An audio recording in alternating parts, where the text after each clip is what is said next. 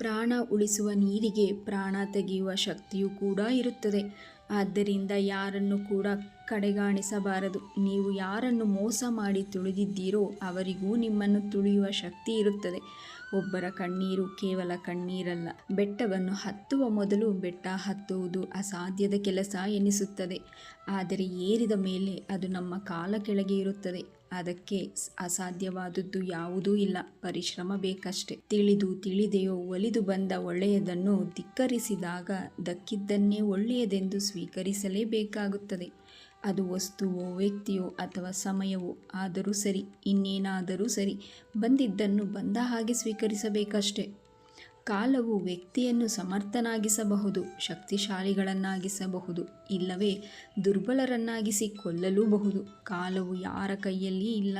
ಯಾರು ಯಾರಿಗೂ ಕೂಡ ಮಿತ್ರರೂ ಅಲ್ಲ, ಶತ್ರುಗಳೂ ಅಲ್ಲ.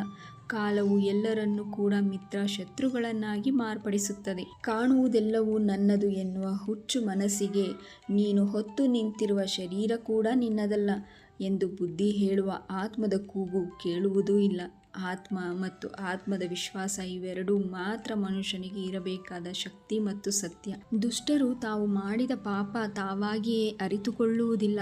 ಮಾಡಿದ ಕರ್ಮ ತಪ್ಪು ಎಂದು ಪಶ್ಚಾತ್ತಾಪವೂ ಆಗುವುದಿಲ್ಲ. ಅವರು ಮಾಡಿದ ಪಾಪದ ಕರ್ಮ ಹೆಚ್ಚಾಗಿ ಅದೇ ಅವರನ್ನು ಶಿಕ್ಷಿಸುತ್ತದೆ. ಕರ್ಮದಿಂದ ತಪ್ಪಿಸಿಕೊಳ್ಳಲು ಯಾರಿಂದಲೂ ಸಾಧ್ಯವಿಲ್ಲ. ಧನ್ಯವಾದಗಳು. Please subscribe the channel, like and share.